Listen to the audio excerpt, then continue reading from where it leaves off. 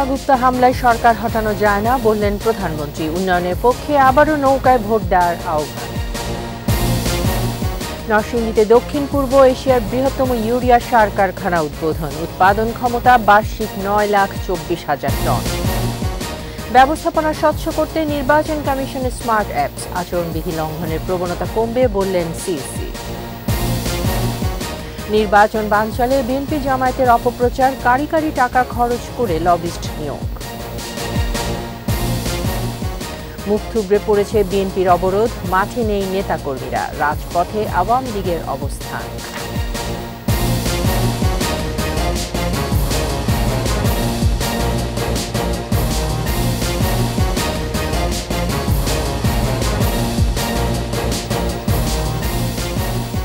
শুনছিলেন first security ইসলামী bank limited সংবাদ শিরোনাম। আমন্ত্রণ সন্ধ্যা 7টার 21 সংবাদে। সাথে আছি আমি তাইজিন রহমান। দর্শক, 21 টেলিভিশনের সংবাদ একই সাথে সরাসরি দেখতে পাবেন আমাদের ফেসবুক পেজ www.facebook.com/2124 অনলাইনে। প্রধানমন্ত্রী শেখ হাসিনা বলেছেন, আন্দোলনের নামে বিএনপি ইসরায়েলি কায়দায় মানুষ হত্যা করছে। নরসিংদীতে আওয়ামী লীগের জনসভায় আরও বলেন, পালিয়ে থেকে চোরাগুপ্তা হামলা চালিয়ে সরকার হটানো যায় না। জনগণ না থাকলেও আন্দোলনও হয় না। জনসভা থেকে উন্নয়নের পক্ষে আবারও নৌকা মার্কায় ভোট চাইলেন বঙ্গবন্ধু কন্যা। সোহেল তালুকদারের ক্যামেরায় নরসিংদী থেকে জানাচ্ছেন প্রণব চক্রবর্তী। দীর্ঘ 19 বছর পর নরসিংদীতে আওয়ামী লীগের জনসভাস্থলে প্রধানমন্ত্রী। হেমন্তের বিকেলে এই অঞ্চলের মানুষের জন্য 10 উন্নয়ন প্রকল্প উপহার দেন প্রধানমন্ত্রী শেখ হাসিনা। পরে জনসভা মঞ্চ থেকে লাখো জনতার উদ্দেশ্যে হাত নেড়ে শুভেচ্ছা জানান বঙ্গবন্ধু কন্যা। আওয়ামী লীগ সভাপতি ও প্রধানমন্ত্রীকে কাছে পেয়ে উচ্ছ্বসিত নেতাকর্মীরা। ভাষণে প্রধানমন্ত্রী বলেন, আওয়ামী লীগই দেশে গণতন্ত্র প্রতিষ্ঠা করেছে। মানুষের ভোটের অধিকার ছিল না, কথা বলার অধিকার ছিল না, মার্শাল ল ছিল, গণতন্ত্র ছিল না, অথবা ওই মিলিটারি ডিক্টেটরি তারাই এই দেশ শাসন করেছে। আমরা এর বিরুদ্ধে প্রতিবাদ করেছি, আন্দোলন করেছি, ভোট ও ভাতের অধিকার আদায়ের সংগ্রাম করে আজকে আমরা গণতন্ত্র প্রতিষ্ঠা করেছি। বিএনপি জামাতের আন্দোলন প্রসঙ্গে আওয়ামী লীগ সভাপতি বলেন, তাদের সন্ত্রাসী কর্মকাণ্ড যুগ যুগ ধরে চলে আসছে, তাদের সামনে আসার কোনো সাহস নেই বলেও জানান তিনি। বিএনপি দেয় অবরোধ, হরতাল, আগুন দিয়ে পুড়িয়ে পুড়িয়ে মানুষ মারে, সামনে আসার সাহস নাই। তারা এখন কোনো গলি থেকে বের হয়ে বিভিন্নভাবে বাসের ভিতরে, স্কুটারে, অ্যাম্বুলেন্সে আগুন দিচ্ছে, মানুষ পোড়াচ্ছে, এমনকি অন্তঃসত্ত্বা মহিলা যেখানে অ্যাম্বুলেন্সে সেটাও পুড়িয়ে দিচ্ছে। এই বিএনপির সন্ত্রাসী কর্মকাণ্ড এটা যুগ যুগ ধরে আপনারা দেখেছেন। নেতাহীন বিএনপি ইসরায়েলি কায়দায় মানুষ হত্যা করছে বলে অভিযোগ করেন বঙ্গবন্ধু কন্যা। ওই ইসরায়েল সেই হাসপাতালে বোমা মেরে সেই নারী শিশু হত্যা করেছে, আর খালেদা জিয়া, তারেক জিয়ার চালাবেলারা অ্যাম্বুলেন্সের মধ্যে অন্তঃসত্ত্বা মহিলাকে তারা আক্রমণ করে। তাহলে কি ইসরায়েলের জারজ সন্তান কিনা, সেটাই আমার জিজ্ঞাসা। আগামী নির্বাচনে নৌকার পক্ষে ঐক্যবদ্ধ থাকার আহ্বান জানান প্রধানমন্ত্রী শেখ হাসিনা। আজকের মতো বিদায় নি, খোদা হাফেজ, জয় বাংলা, জয় বঙ্গবন্ধু, বাংলাদেশ চিরজীবী হোক। Pranab Chakraborty, 21 television, Musliuddin Bhuiyan stadium, Narsingdi. এর আগে নরসিংদীর দক্ষিণ পূর্ব এশিয়ার সবচেয়ে বড় সার কারখানার উদ্বোধন করে প্রধানমন্ত্রী শেখ হাসিনা বলেছেন, দেশের সম্পদ বিক্রি করে ক্ষমতায় যাওয়ার মতো দৈন্যতায় আওয়ামী লীগ ভোগে না।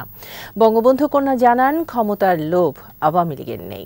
সোহেল তালুকদারের ক্যামেরায় নরসিংদী থেকে প্রণব চক্রবর্তীর আরও একটি রিপোর্ট। দক্ষিণ পূর্ব এশিয়ার সবচেয়ে বড় সার কারখানাটি ঘুরে দেখেন প্রধানমন্ত্রী শেখ হাসিনা। আধুনিক প্রযুক্তির পরিবেশ বান্ধব, বিদ্যুৎ সাশ্রয়ী এই কারখানার বার্ষিক উৎপাদন ক্ষমতা 9,24,000 মেট্রিক টন। ডিসেম্বরে ঘোড়াশাল পলাশ সার কারখানাটির নির্মাণ কাজ শেষ হওয়ার কথা থাকলেও 2 মাস আগেই কাজ শেষে পরীক্ষামূলক উৎপাদন শুরু হয়। প্রত্যক্ষ ও পরোক্ষভাবে 30,000 মানুষ কাজ করছে কারখানায়। পরে কারখানা চত্বরে আয়োজিত সুধী সমাবেশে যোগ দেন সরকার প্রধান। সেখানেই ঘোড়াশাল পলাশ ইউরিয়া ফার্টিলাইজার প্রকল্পের উদ্বোধন করেন প্রধানমন্ত্রী স্মারক ডাক টিকিট, উদ্বোধনী খাম ও সিলমোহর প্রকাশ করেন। বক্তৃতায় প্রধানমন্ত্রী শেখ হাসিনা বলেন, খাদ্য চাহিদা পূরণে সারের উৎপাদন বাড়ানো হচ্ছে।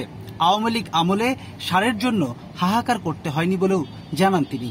আমার দেশের মানুষের চাহিদা মেটাতে হবে, আমার 50 বছরের রিজার্ভ থাকতে হবে, উদ্বৃত্তটা তখন আমি বিক্রি করার কথা চিন্তা করব। তাছাড়া দেশের সম্পদ বিক্রি করে ক্ষমতায় আসতে হবে, এই দৈন্যতায় অন্তত বঙ্গবন্ধু শেখ মুজিবের কন্যা ভোগে না। আমার কাছে ক্ষমতা বড় না। প্রধানমন্ত্রী বলেন, দেশের সম্পদ বিক্রি করে ক্ষমতায় আসার মতো দৈন্যতা তার নেই। বিএনপি সরকার আমলে কৃষকরা সারের জন্য আন্দোলন করেছিল, সেই সার চাওয়ার কারণে তাদেরকে গুলি করে হত্যা করা হয়। গাইবান্ধার মহিমাগঞ্জে, টাঙ্গাইলের ঘাটাইল সব বাংলাদেশের বিভিন্ন অঞ্চলে। তখন কথা দিয়েছিলাম, কৃষকদের সারের পিছনে ছুটতে হবে না, সার কৃষকদের ঘরে পৌঁছে যাবে, সার তারা নিজেরাই পাবে। জ্বালাও পোড়াও রাজনীতি থেকে বেরোনোর চেতনাবোধ বিএনপির আছে কিনা প্রশ্ন রাখেন সরকার প্রধান। 2013 সালে যখন বিএনপি এই আজকে এখন যেমন অগ্নিসন্ত্রাস শুরু করেছে, তখন সেই অগ্নিসন্ত্রাস শুরু করেছিল। সেই সময় বিদ্যুৎ কেন্দ্র পুড়িয়ে দেয়, কর্মরত ইঞ্জিনিয়ার সেই আগুনে পুড়ে মারাও যায়। এইভাবেই দেশের সম্পদ একে একে তারা ধ্বংস করে। এখন তাদের সেই সময় অগ্নিসন্ত্রাসে যেভাবে মানুষ ক্ষতিগ্রস্ত, আবার এখন সেই অগ্নিসন্ত্রাস তারা শুরু করেছে। আমি জানি না তাদের চেতনা কবে ফিরবে বা দেশের মানুষের প্রতি দায়িত্ববোধ কবে ফিরবে।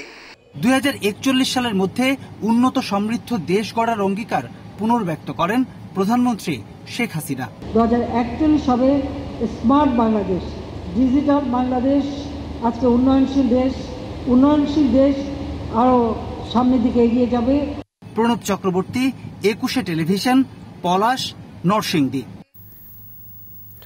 এবার অ্যাপের মাধ্যমে অনলাইনে ঘরে বসেই মনোনয়নপত্র জমা দিতে পারবেন প্রার্থীরা। কেন্দ্রে না গিয়েই ভোটাররা জানতে পারবেন ভোট কেন্দ্রের অবস্থান ও ভোটের সংখ্যা সহ নির্বাচনী অনেক তথ্য।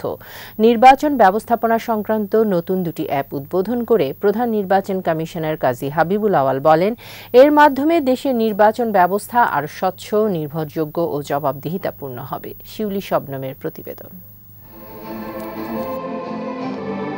দ্বাদশ সংসদ নির্বাচনের তফসিল ঘোষণার আগেই অনলাইনে নমিনেশন সাবমিশন সিস্টেম ও স্মার্ট ইলেকশন ম্যানেজমেন্ট অ্যাপ নামে দুটি অ্যাপ চালু করল নির্বাচন কমিশন। অনুষ্ঠানে উপস্থিত ছিলেন 19টি রাজনৈতিক দলের প্রতিনিধি, নির্বাচন কমিশনার ও কমিশনের কর্মকর্তারা। এই পদ্ধতির মাধ্যমে স্মার্ট বাংলাদেশ বিনির্মাণের পথে আরও এক ধাপ এগুলো দেশ। স্মার্ট ইলেকশন ম্যানেজমেন্ট অ্যাপে 2 ঘন্টা পর পর ভোট পড়ার হার জানা যাবে। প্রার্থীদের বিস্তারিত তথ্য জানা সহ নির্বাচন সংক্রান্ত সব তথ্য হাতের মুঠোয় থাকবে এই অ্যাপে। ফলে নিশ্চিত হবে স্বচ্ছতা ও জবাবদিহিতা। নির্বাচনের ভোটের বিষয় নিয়ে যে মানুষের সন্দেহ থাকে, সেটাও দূর হবে। অধিকতর স্বচ্ছতা এবং জবাবদিহিতার একটা অন্যতম টুল হিসাবে ব্যবহার করবে। সশরীরে মনোনয়নপত্র জমা দিতে গিয়ে অনেক সময় শোডাউন সহ বিভিন্ন কারণে আচরণবিধি লঙ্ঘনের পাশাপাশি প্রতিপক্ষের হাতে বাধা পাওয়ার মতো ঘটনাও ঘটে। এই অ্যাপ চালু হওয়ায় সমস্যাগুলোর সমাধান মিলবে। আগামী দ্বাদশ জাতীয় সংসদ নির্বাচনটা অবশ্যই অনেক ক্ষেত্রে অনেক স্বচ্ছ, জবাবদিহিতামূলক হবে। তাদের ক্রেডেনশিয়ালস, তাদের তথ্য, তাদের আয় ব্যয় সবকিছু দেখার পর তারাও কিন্তু সিদ্ধান্ত নিতে পারবে তাদের জন্য যোগ্য প্রার্থীকে, এবং তারাই তাদেরকে ভোট দিতে সহায়ক হিসেবে কাজ করবে। প্রধান নির্বাচন কমিশনার কাজী হাবিবুল আওয়াল বলেন, নির্বাচনকে আরও স্বচ্ছ ও গ্রহণযোগ্য করতে সহায়ক হবে নতুন এই অ্যাপ। স্বচ্ছতা প্রতিপাদনেও এটা খুবই সহায়ক হবে। অর্থাৎ 2 ঘন্টা পরে আমি কে পেলাম, 4 ঘন্টা পরে কে পেলাম, 6 ঘন্টা পরে কে পেলাম, হঠাৎ করে লাস্টের দুয়ারে যদি আকাশচুম্বী কিছু একটা হয়ে যায়, তখন সেটা বিশ্লেষণের একটা সুযোগ হবে যারা নির্বাচন বিশ্লেষণ করে থাকেন। টোটাল নির্বাচনের ব্যবস্থাটা আরও নির্ভরযোগ্য, আরও সহজ এবং আরও শুদ্ধ বা পরিশুদ্ধ হতে পারে। প্রযুক্তি ব্যবস্থাপনার এই পদ্ধতি চালু করতে খরচ হয়েছে প্রায় 21 কোটি টাকা। শিউলি শবনম, 21 টেলিভিশন, ঢাকা।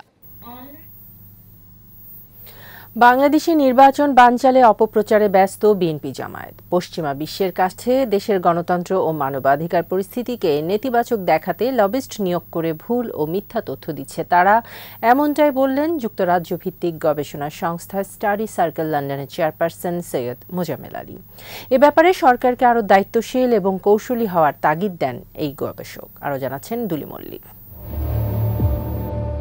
পশ্চিমা বিশ্বের কাছে বাংলাদেশের গণতন্ত্র ও রাজনৈতিক স্থিতিকে প্রশ্নবিদ্ধ করতে দীর্ঘদিন ধরে নানা তৎপরতা চালিয়ে যাচ্ছে বিএনপি জামাত।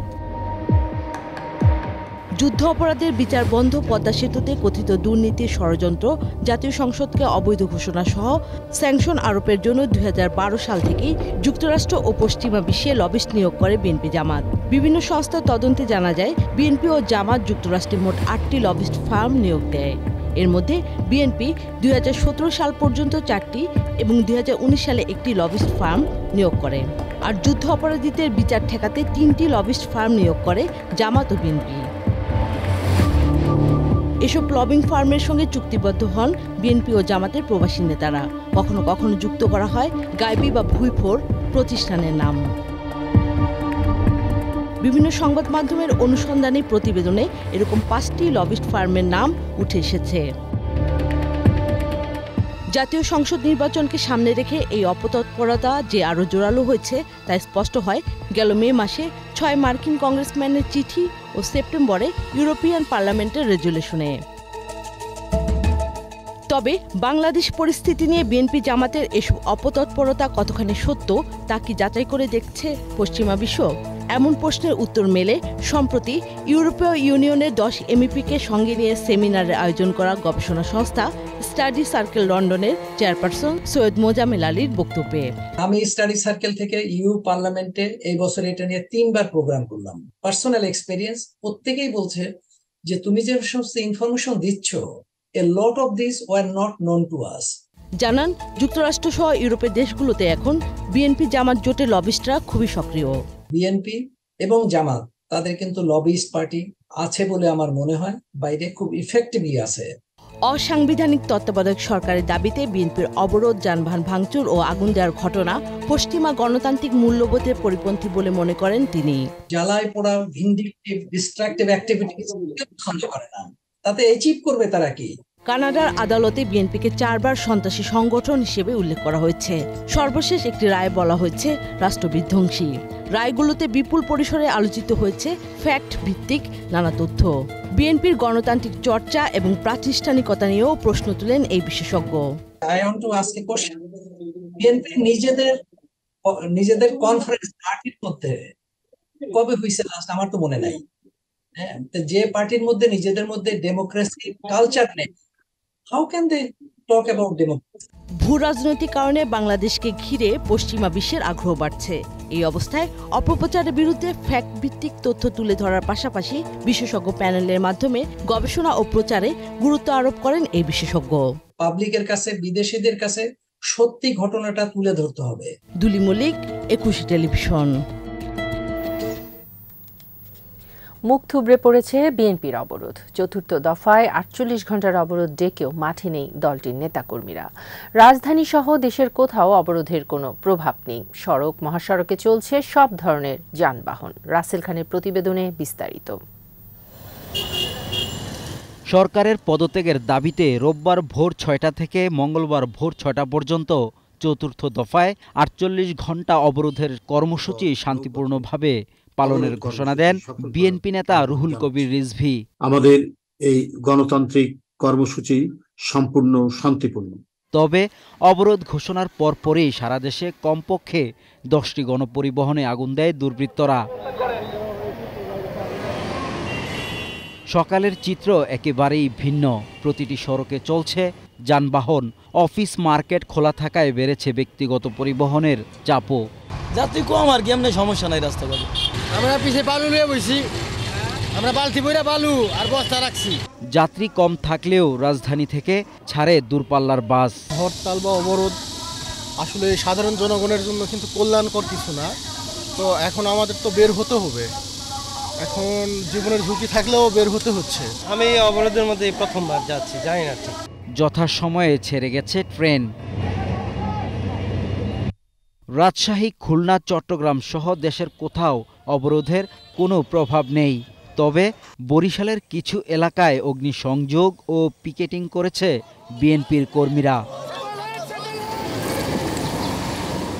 সিলেটেও সড়ক অবরোধ করে বিক্ষোভ করে বিএনপি ও এর অঙ্গ সংগঠনের নেতাকর্মীরা। রাসেল খান, 21 টেলিভিশন, ঢাকা। আন্দোলনের নামে বিএনপি আবারও সন্ত্রাসী কর্মকাণ্ড করছে। রাতের আধারে চোরাগুপ্তা হামলা করে মানুষের সম্পদ নষ্ট করছে। রাজধানীতে অবরোধ বিরোধী শান্তি সমাবেশে এসব অভিযোগ করেন আওয়ামী লীগ ও সহযোগী সংগঠনের নেতাকর্মীরা। বিএনপিকে গণতান্ত্রিক ধারায় ফিরে এসে আন্দোলন করারও আহ্বান জানান তারা। মাহমুদ হাসানের প্রতিবেদন। বিএনপি ও জামাতের চতুর্থ দফায় অবরোধের প্রথম দিন সকাল থেকে 23 বঙ্গবন্ধু এভিনিউয়ে নেতাকর্মীদের নিয়ে দক্ষিণ আওয়ামী লীগের অবস্থান। শান্তিপূর্ণ অবস্থানে যোগ দেয় দলের অন্যান্য সহযোগী সংগঠনগুলো। বিএনপি নির্বাচন বানচালের ষড়যন্ত্র করছে অভিযোগ করে নেতাকর্মীরা বলেন, সাধারণ মানুষের কথা চিন্তা না করে তাদের সম্পদ নষ্ট করছে বিএনপি জামাত। শেখ রাসেল জাতীয় শিশু কিশোর পরিষদের মহাসচিব KM শহীদুল্লাহর ব্যবস্থাপনায় রাজধানীর বাড্ডা এলাকায় শান্তি মিছিল ও সমাবেশ অনুষ্ঠিত হয়। এই অবরোধকে বিদ্যাঙ্গুল দেখিয়ে এদেশের জনগণ এবং প্রত্যেকটা যানবাহনের মালিক নির্দ্বিধায় নিঃসংকোচে রাস্তায় হাজার হাজার গাড়ি চলাচল করছে। বিএনপি জামাতের ডাকা অবরোধের প্রতিবাদে ফার্মগেট এলাকায় অবস্থান নেয় যুবলীগ। যে কোনো নাশকতা ঠেকাতে নির্বাচনের আগ পর্যন্ত মাঠে থাকার ঘোষণাও দেন সংগঠনটির নেতারা। অতি সত্বর এই সমস্ত সন্ত্রাসী সংগঠনকে নিষিদ্ধ ঘোষণা করুন, অন্যথায় যুবলীগ তাদেরকে রাজপথ থেকে বিতাড়িত করবে। তারা নিষিদ্ধ ঘোষিত জঙ্গি সংগঠনের মতো রাতের আধারে মানুষের জানমালের ক্ষতি করে নির্বাচনের পথে আসুন। জনগণ আপনাদের ভোট দিলে আপনারা হয়তো ভালো কিছু করলেও করতে পারেন। প্রত্যেকটি চোরাগুপ্তা হামলাকে আমরা প্রতিহত করব। অবরোধের নামে মানুষ হত্যা আর জ্বালাও পোড়াওয়ের রাজনীতি থেকে ফিরে আসার আহ্বান জানিয়ে রাজধানীর যাত্রাবাড়ি এলাকায় শান্তি মিছিল বের করেন ঢাকা 5 আসনের আওয়ামী লীগ নেতাকর্মীরা। আপনারা সন্ত্রাসী কার্যক্রম করবেন না, আগুন দিয়ে মানুষকে হত্যা করবেন না। আমরা কিন্তু রাজপথ দখলে রেখেছি। মাহমুদ হাসান, 21 টেলিভিশন, ঢাকা। নির্বাচন বাংলাদেশের অভ্যন্তরীণ বিষয়। এ নিয়ে ভারতের বক্তব্যকে যথার্থ বলে মনে করেন তথ্য ও সম্প্রচার মন্ত্রী ডক্টর হাসান মাহমুদ। সচিবালয়ে নিজ দপ্তরে একটি বইয়ের প্রকাশনা অনুষ্ঠানের পর সাংবাদিকদের প্রশ্নের জবাবে মন্ত্রী এসব কথা বলেন। বিদেশে চিকিৎসা কিংবা খালেদা জিয়ার মুক্তি বিষয়ে জাতিসংঘ মানবাধিকার বিষয়ক হাই কমিশনারের বিবৃতির প্রতিক্রিয়ায় তথ্যমন্ত্রী বলেন, এ নিয়ে সরকারের করবার তেমন কিছুই নেই। বলেন, নির্বাচনে বিএনপি নামক দলটি অংশ না নিলেও অন্য দলগুলো ঠিকই অংশ নেবে। এতে নির্বাচনের যথার্থতা রক্ষিত হবে বলে মনে করেন ডক্টর হাসান মাহমুদ। নির্বাচন প্রতিহত করার এখতিয়ার কারো নেই। নির্বাচন প্রতিহত করার এক কথা বলা মানে দেশ বিরোধী, গণতন্ত্র বিরোধী কথাবার্তা। সুতরাং দেশ বিরোধী, গণতন্ত্র বিরোধী যারা বক্তব্য রাখবে কিংবা অপচেষ্টা চালাবে তাদের বিরুদ্ধে জনগণকে সাথে নিয়ে আমরা আওয়ামী লীগের পক্ষ থেকে প্রতিরোধ গড়ে তুলব এবং সরকারেরও দায়িত্ব হচ্ছে, জনগণের দায়িত্ব হচ্ছে, রাষ্ট্রের দায়িত্ব হচ্ছে গণতন্ত্রের অভিযাত্রাকে অব্যাহত রাখা। অবহেলা বা ঘৃণা নয়, সঠিক চিকিৎসা ও ভালোবাসা দিয়ে কুষ্ঠরোগীর পাশে থাকার আহ্বান জানিয়েছেন প্রধানমন্ত্রী শেখ হাসিনা। রাজধানীতে জাতীয় কুষ্ঠ সম্মেলনের উদ্বোধনী অনুষ্ঠানে 2030 সালের মধ্যে বাংলাদেশ থেকে কুষ্ঠ নির্মূলে সরকারের লক্ষ্যমাত্রার কথা উল্লেখ করেন প্রধানমন্ত্রী। বঙ্গবন্ধু কন্যা বলেন, একসময় কুষ্ঠকে ছোঁয়াচে রোগ মনে করা হতো, যা সত্য নয়। ব্রিটিশ আমলে আইন করেই রোগীদের অচ্ছুত করে রাখা হতো। আওয়ামী লীগ সরকার সেই আইন বাতিল করে তাদের অধিকার রক্ষা করেছে।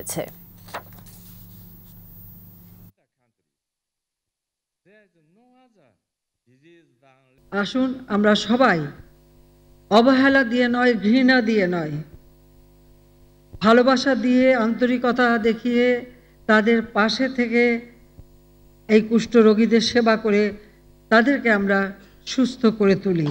তারা আমাদেরই আপনজন। পরিশেষে 2030 সালের মধ্যে বাংলাদেশ হতে কুষ্ঠরোগ নির্মূলে আমার সরকার দৃঢ় অঙ্গীকার করছে।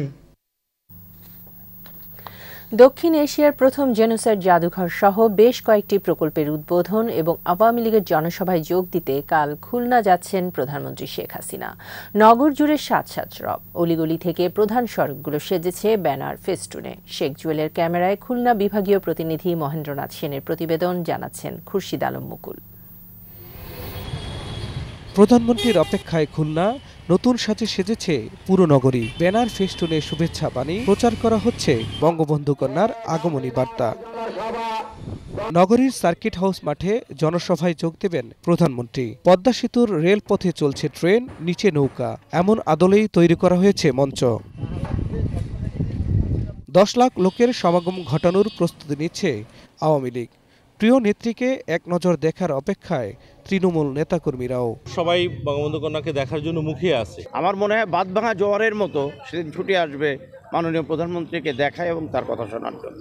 হাজার হাজার মানুষ, তারা লঞ্চ, ট্রলার, বাস, বিভিন্নভাবে নৌকা, বিভিন্নভাবে তারা এইখানে আসবে। দ্বাদশ জাতীয় সংসদ নির্বাচন অংশগ্রহণ করার আহ্বান জানাবেন এবং শান্তি, উন্নতি, সমৃদ্ধির লক্ষ্যে সমস্ত বাঙালি জাতিকে, 16 কোটি মানুষকে ঐক্যবদ্ধ হওয়ার আহ্বান জানাবেন। জেলখানা গেট থেকে 0 পয়েন্ট খুলনা শহর সেদিন হবে জয় বাংলা, জয় বঙ্গবন্ধু, জয় শেখ হাসিনার স্লোগানে মুখরিত।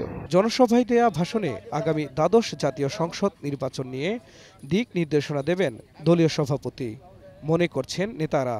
জননীতি শেখ হাসিনা নিজস্ব টাকা দিয়ে অনেক ষড়যন্ত্রের পরও তিনি পদ্মা ব্রিজ করেছেন, এই 21টি জেলার সাথে রাজধানী সংযোগ করেছেন। তফসিল ঘোষণার আগে এটা হবে আমার জানা মতে যে ওনার শেষ মহাসমাবেশ। গুরুত্বপূর্ণ 24টি প্রকল্পের উদ্বোধন ও 4টির ভিত্তিপ্রস্তর স্থাপন করবেন সরকার প্রধান। 10টি মন্ত্রণালয়ের 24টি প্রকল্প উদ্বোধনের জন্য এবং 4টি প্রকল্প ভিত্তিপ্রস্তর স্থাপনের জন্য মাননীয় প্রধানমন্ত্রীর দপ্তরে পাঠানো হয়েছে। সেখান থেকে অনুমোদিত হলে এগুলো এখানে ভিত্তিপ্রস্তর স্থাপিত হবে এবং উদ্বোধন করা হবে। সবশেষ 2018 সালে খুলনার জনসভায় ভাষণ দিয়েছিলেন প্রধানমন্ত্রী শেখ হাসিনা। খুরশিদ আলম মুকুল, 21 টেলিভিশন। পোশাক শিল্প নিয়ে যারা চক্রান্ত করছে তাদের চিহ্নিত করে ব্যবস্থা নেওয়ার দাবি জানিয়েছে বিজেএমইএ। একই সাথে কারখানায় পর্যাপ্ত নিরাপত্তা দিতে সরকারের প্রতি অনুরোধও জানিয়েছে সংগঠনটি। ন্যূনতম মজুরি ও শ্রমিক আন্দোলনকে কেন্দ্র করে উদ্ভূত পরিস্থিতি নিয়ে সংবাদ সম্মেলনে বিজেএমইএ সভাপতি ফারুক হাসান বলেন, বৈশ্বিক ও আর্থিক চাপে পোশাক খাত যখন টিকে থাকার সংগ্রাম করছে তখন শিল্পটি নিয়ে শুরু হয়েছে নানা অপতৎপরতা। শান্ত শ্রমিকদের উস্কানি দিয়ে অশান্ত করা হচ্ছে বলেও মন্তব্য করেন বিজেএমইএ সভাপতি। এ সময় জানান, যদি কারখানা ভাঙচুরের ঘটনা ঘটতে থাকে এবং পর্যাপ্ত নিরাপত্তা না দেওয়া হয় তাহলে মালিকরা কারখানা বন্ধ রাখতে পারবেন। শিল্প, কর্মসংস্থান ও সার্বিক অর্থনীতির স্বার্থে শ্রমিকদের কাজে ফেরারও আহ্বান জানানো হয় সংবাদ সম্মেলনে।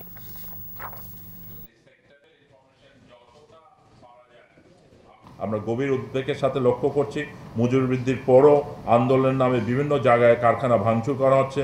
মজুরি ঘোষণার পর থেকে বেশ কিছু কারখানায় অজ্ঞাতনা কিছু উচ্ছৃঙ্খল শ্রমিক অযৌক্তিক দাবিতে বেআইনিভাবে কর্মবিরতি পালন করে কর্মকর্তাদের মারধর করেছে। রাজধানীতে বিএনপির মহাসমাবেশে পুলিশ সদস্যকে পিটিয়ে হত্যা মামলার অন্যতম প্রধান আসামি সহ ফেনী জেলা বিএনপি ও যুবদলের শীর্ষ 4 নেতাকে গ্রেফতার করেছে র্যাব। র্যাব জানায়, মোহাম্মদ আলী বাজার এলাকা থেকে ফেনী জেলা যুবদলের সভাপতি জাকির হোসেন জসিম ও সাধারণ সম্পাদক নাসির উদ্দিন খন্দকারকে আটক করে থানায় হস্তান্তর করা হয়। এছাড়া জেলা বিএনপির যুগ্ম আহ্বায়ক গাজী হাবিবুল্লাহ মানিক ও পৌর বিএনপির আহ্বায়ক দেলোয়ার হোসেন বাবুলকে আটক করেছে ডিবি পুলিশ।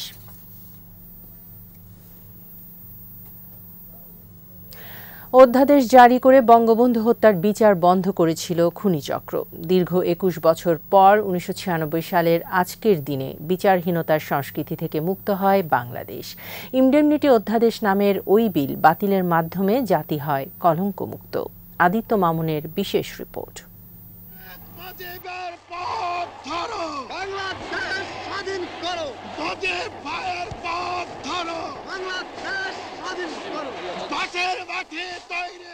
দীর্ঘদিনের পাকিস্তানি শোষণের বেড়াজাল থেকে নিপীড়িত বাঙালিকে মুক্ত করে স্বাধীন দেশের অভ্যুদয় ঘটান জাতির পিতা বঙ্গবন্ধু শেখ মুজিবুর রহমান।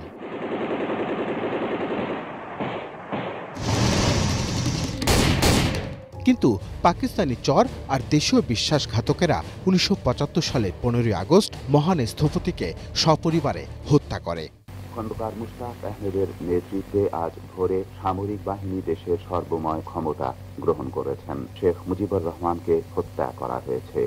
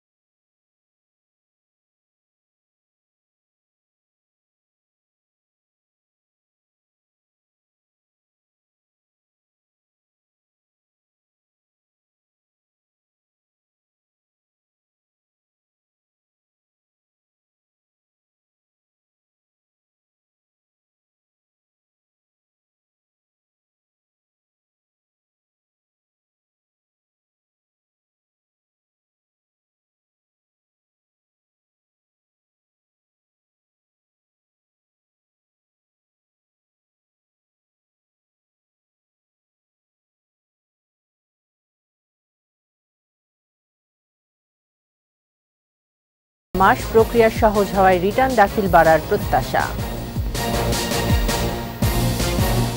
ইসরায়েলি আগ্রাসনের বিরুদ্ধে সোচ্চার আরব লীগ ও ইসলামী নেতারা, কার্যকর পদক্ষেপ নিতে বিভক্তি।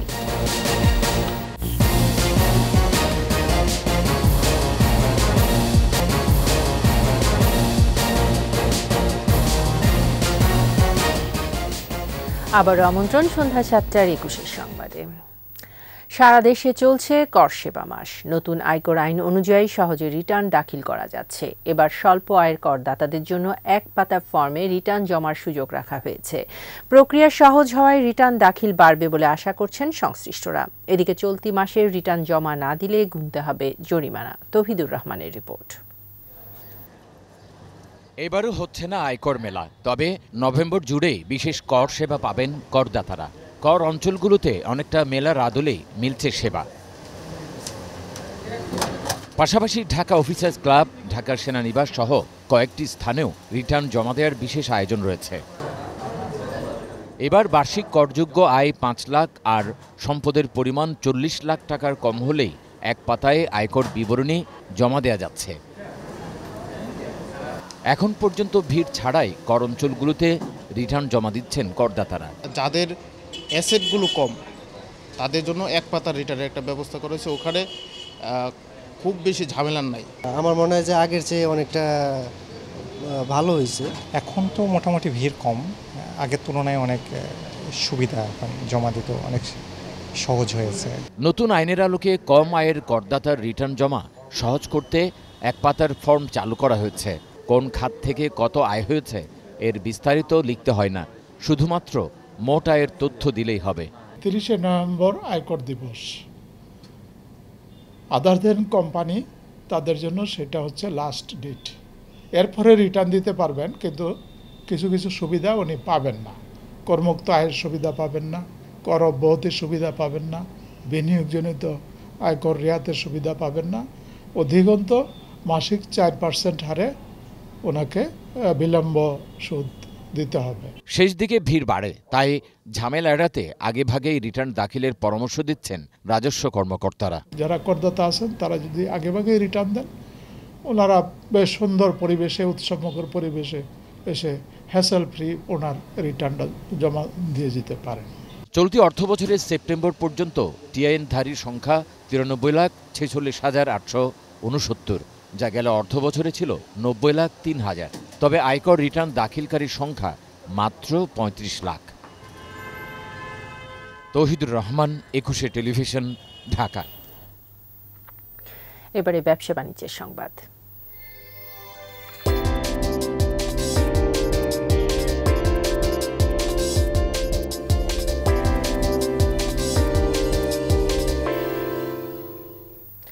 ভারত থেকে আমদানি শুরু হওয়ায় হিলিতে ডিমের দাম কমেছে। এদিকে আলু আমদানি অব্যাহত থাকলেও কেজিতে দাম বেড়েছে 4 থেকে 6 টাকা।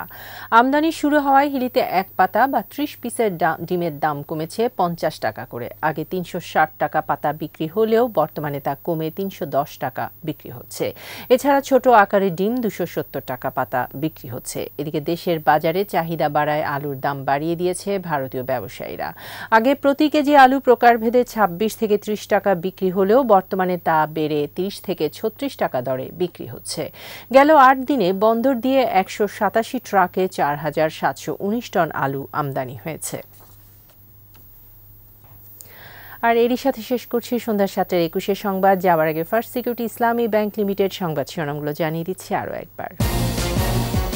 চোরাগুপ্তা হামলায় সরকার হটানো যায় না বললেন প্রধানমন্ত্রী। উন্নয়নের পক্ষে আবারও নৌকায় ভোট দেওয়ার আহ্বান। নরসিংদীতে দক্ষিণ পূর্ব এশিয়ার বৃহত্তম ইউরিয়া সার কারখানা উদ্বোধন। উৎপাদন ক্ষমতা বার্ষিক 9,24,000 টন। ব্যবস্থাপনা স্বচ্ছ করতে নির্বাচন কমিশনের স্মার্ট অ্যাপস। আচরণবিধি লঙ্ঘনের প্রবণতা কমবে বললেন সিএসি। নির্বাচন বানচালে বিএনপি জামায়াতের অপপ্রচার। কারি কারি টাকা খরচ করে লবিস্ট নিয়োগ। মুখ থুবড়ে পড়েছে বিএনপির অবরোধ। মাঠে নেই নেতাকর্মীরা। রাজপথে আওয়ামী লীগের অবস্থান।